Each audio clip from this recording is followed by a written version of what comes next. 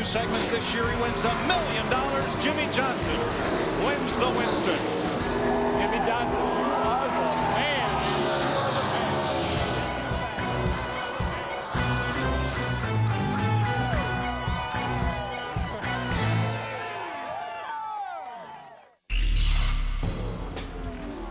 A poor qualifying effort for the Coca-Cola 600 did nothing to phase Johnson and crew chief Chad Knaus. Outside, clear high, buddy, clear high. The California kid methodically picked his way from dead last, 43rd to the point, with one eye on the track and one eye on the Weather Channel. The result, 2 wins in 2 weekends, a jump to 5th in points, and a 5-year contract extension to boot. Guys have just really worked hard, and it's just been phenomenal that it all just came together kind of back to back. Jimmy, you know, we knew he was going to be good here, and Jeff runs good here. Joe was, man, he was so good in Richmond. May was a great month. I hope June and July can be half as good. While most race drivers settled for 414 rain-shortened miles over Memorial Day, Robbie Gordon traveled 1,453.5 miles. Starting from the front row at the Indy 500, Gordon settled for 22nd. At Charlotte, Gordon finished a lap down in 17th. And oh yes, there was the 617-mile trip from Indianapolis to Lowe's Motor Speedway. And by the way, Gordon moved up to 12th in points, just 71 markers out of the top 10 with his 17th place finish. As May drew to a close, the relentless grind of the longest schedule in all of sports began to bear down. No one has ever won the NASCAR Winston Cup title under the blazing sun of June, July, and August. But plenty of teams have lost it there. Welcome to the long, hot summer. Whoa, Sterling Marlin sideways on the backstretch. The 40 car hits the wall hard. Jeff got under us and just turned us around up off turn 2. You know, you got to give and take in this league, and he's done a whole lot of taking. I hate it, you know, that I got into Sterling. You know, we were just racing hard, and I don't know if I clipped the apron or what, but you know, the car was definitely pushing. I slid up into him and you know, turned him around. Tony Stewart dominated early at Dover, but was forced to the rear of the field for pitting inches outside his designated pit stall. During the next caution, Stewart looked to Ryan Newman for help getting back onto the lead lap under the guidelines of the so-called gentleman's agreement. But Newman was one gentleman who didn't want the fastest car on the track back into the game. Ryan Newman ran Tony Stewart hard around to the finish line, and Tony did not get his lap back. And he did not like it. 200 laps later, Newman was in victory lane for the second time in 2002.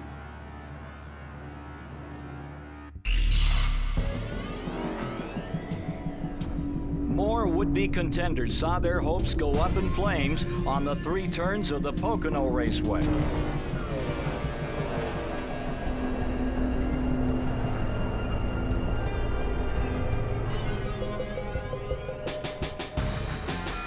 Meanwhile, the Home Depot Chevy was once again on fire at the front, this time for good. Stewart held off Mark Martin and points leader Matt Kenseth for the win, his first in nearly 10 months.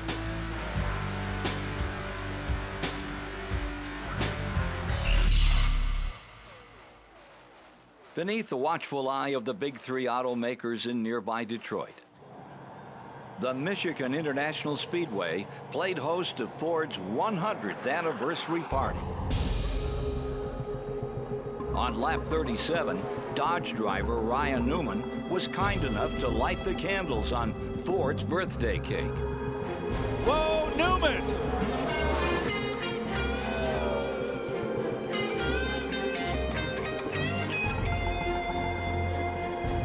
great job by the spotter to guide him to safety.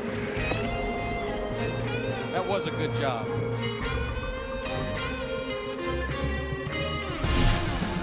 And the Blue Oval's youngest star was more than happy to blow them out.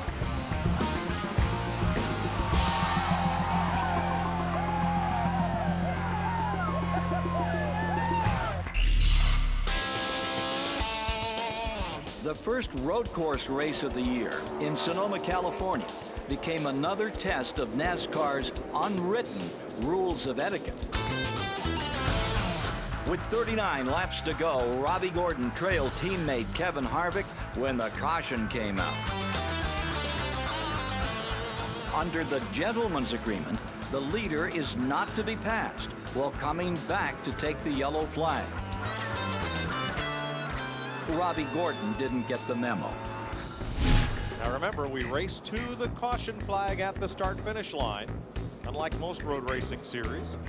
If I'm Robbie Gordon, I say, oh, I didn't know the caution was out. Robbie went on to the win with another Gordon centered in his rearview mirror. Harvick settled for third.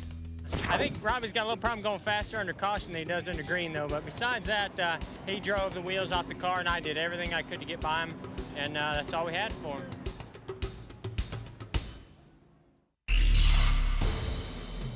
As temperatures rose in July, so did the pressure.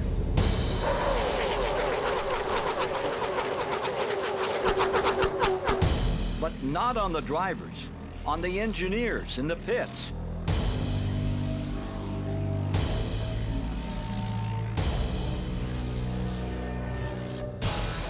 Fuel mileage suddenly became the name of the game, and the difference between winning and losing during the summer of 2003.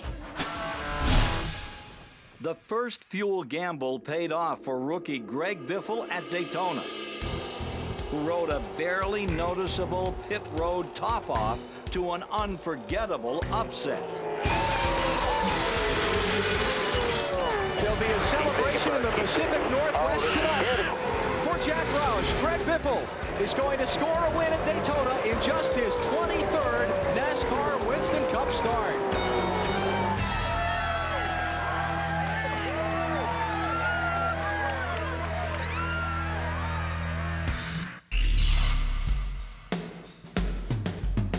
Gas gamble number 2 was not as kind for Kevin Harvick, who was denied a last-lap Chicagoland charge at leader Ryan Newman.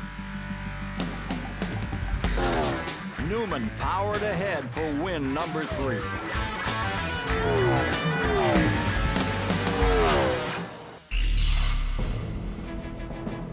At Loudon, New Hampshire, the emotion of the weekend was relief. First, the relief that came from the sight of Jerry Nadeau strolling around the paddock only 11 weeks after his horrifying wreck at Richmond. Second, relief that the track itself had finally become racy thanks to a new coating of blacktop. Sunday's 23rd and final lead exchange came when Jimmy Johnson passed fellow sophomore Newman with 7 laps remaining. Nursing his final gallon of fuel, Johnson one-upped his old rival. Go for broke gas strategy had won again.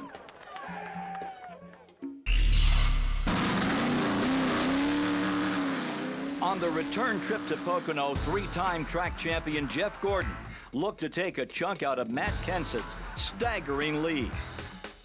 Instead, he took a chunk out of the wall in turn 3. His rival suddenly sensed an opportunity. Somebody got into the 24 over here and put him in the wall off the 3. Hell yeah, the point. Dude, dog here. Good opportunity. Good opportunity.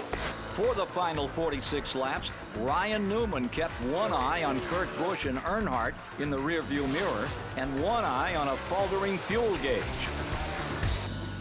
Rusty Wallace, Kenseth, and a slew of teams played it safe, coming in for fuel.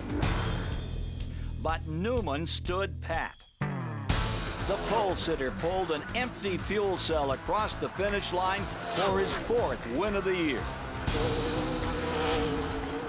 Purdue engineering graduate returned home to Indiana as the hottest driver in the sport and the odds-on favorite to win the biggest summer race of them all, the Brickyard 400. When NASCAR debuted at the Indianapolis Motor Speedway in 1994, many viewed the arrival as an intrusion on open-wheel racing's holy ground. 1 decade later, the stock car racers were welcomed home as a regular member of the Brickyard family.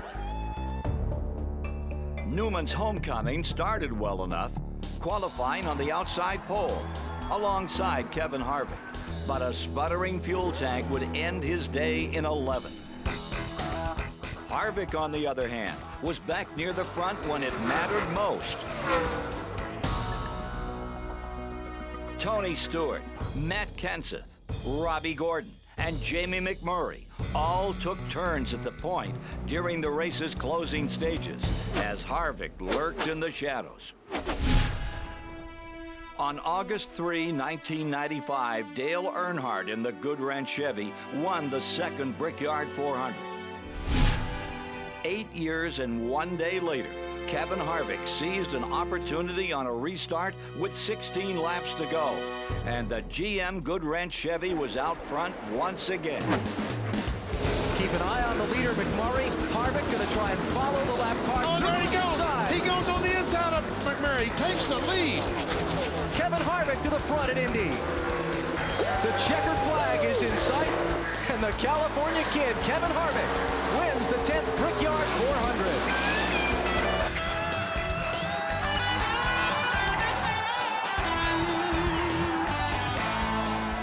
Anything we can do that Dale Earnhardt did is an accomplishment. You know, this whole race team, and that's why we still got this 3 on the side, because this is what this is what made this whole organization and this race team what it is today.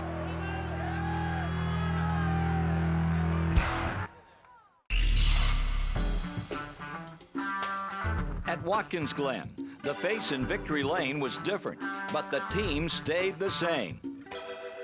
Robbie Gordon completed his road course sweep and a 2-week winning streak for car owner Richard Childress. But it was the other Gordon that made the headlines by not finishing. Look at Dale Jr. Oh, Jeff Gordon spins off the last corner. Jeff Gordon is spun coming to the checkered flag. With 14 races remaining, Jeff Gordon's shot at championship number 5 was gone.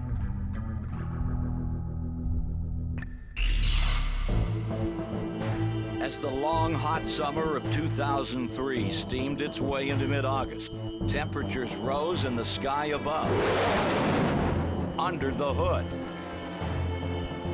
and under more than a few callers in the garage.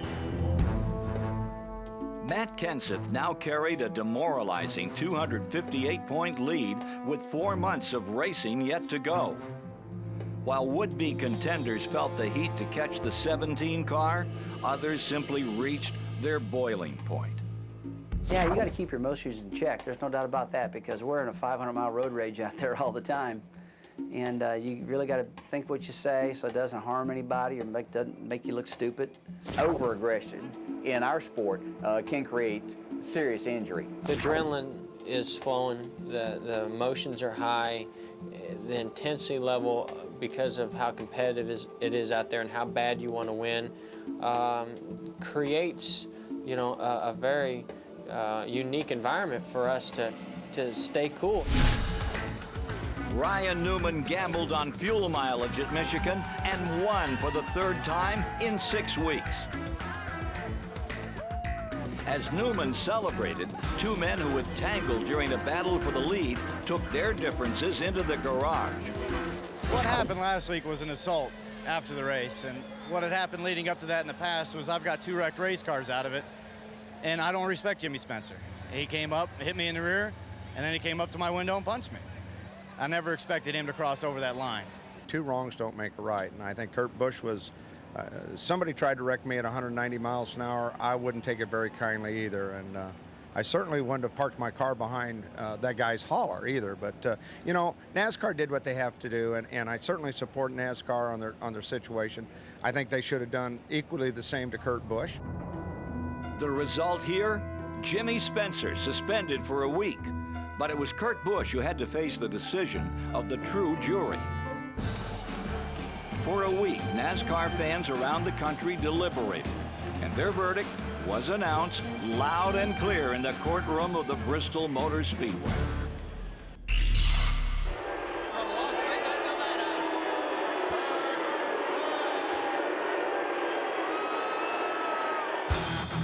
For 371 laps, Kurt Busch kept his nose clean, marching toward the front, despite a NASCAR Winston Cup record tying 20 caution flags.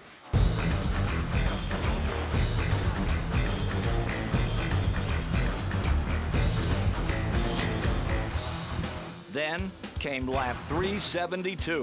Oh, turn one, Sterling Marlin has crashed. Second place car. Kurt Busch takes the Sharpie 500 at Bristol.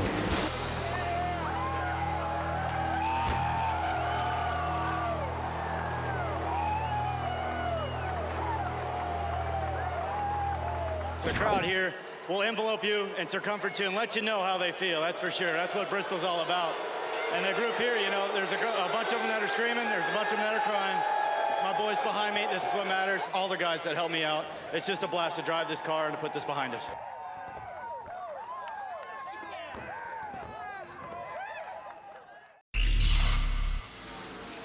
Since September 4, 1950, NASCAR has spent every Labor Day weekend in the home of the Lady in Black. This time, the 54th time, would be the last. As part of the 2004 schedule realignment, the Southern 500 at Darlington was moved to November, and the September date sent west, creating a second race weekend for Southern California. Darlington's sister track at Rockingham would not be so lucky. For the first time since 1965, the North Carolina Speedway would host only one race in 2004. The thing that I've said all along about our racing schedule is that we need to run in as many places as possible. And again, I didn't say run as many races as possible. I said run in as many places. If we can go and run in a diverse part of the country and have the opportunity for more and more people to see our sport, that's in the best interest of our sport. I think that there are some markets out there that we don't reach yet, and I don't even know if there are tracks there yet, but I would like to see us start moving to building facilities in those areas. Really like the schedule alignment they're doing. That's really cool. You know, we get to run another time in California. One race gets taken away from Rockingham, and Mr. Francis said for a long time he wants to take one away from Darlington too, so I don't know what's taking so long to do that one. I'd mainly like to see, you know, the World 600 at Charlotte stay all the time. I think that's the neatest race of the year. It's got a lot of history to it. I think that's an awesome race. The Southern 500 at Darlington, I think, is great. The Bristol night race. I mean, there's 6 or 7 races that you can pick out that are kind of, in my opinion, kind of the premier races and the most talked about races, and you'd hate to ever see any of them go away. Over 5 decades, 21 men were crowned NASCAR legends by winning on Labor Day weekend at Darlington. On this day, one of those legends reached back in time to pay tribute to the track too tough to tame. Two-time Winston Cup champion Terry Labonte at age 46 will take the checkered flag and win the 54th Southern 500. This is pretty exciting. To win the last Southern 500 down here Labor Day weekend is pretty cool. I was wishing it had stayed hot all day though, but thank all the fans down here at Darlington. What a great place, and just a great day for our Kellogg's team.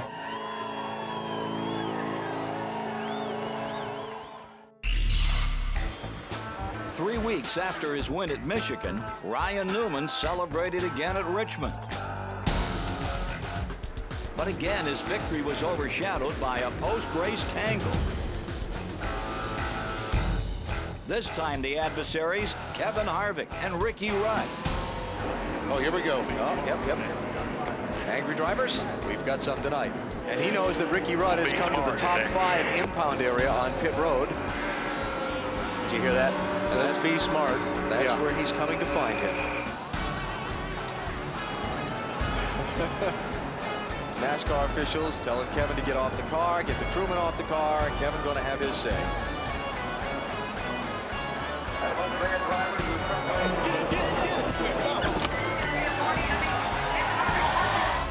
Well, here we go. He walked across the top of the 21. And now it's on. Harvick was fined and several crew members were suspended.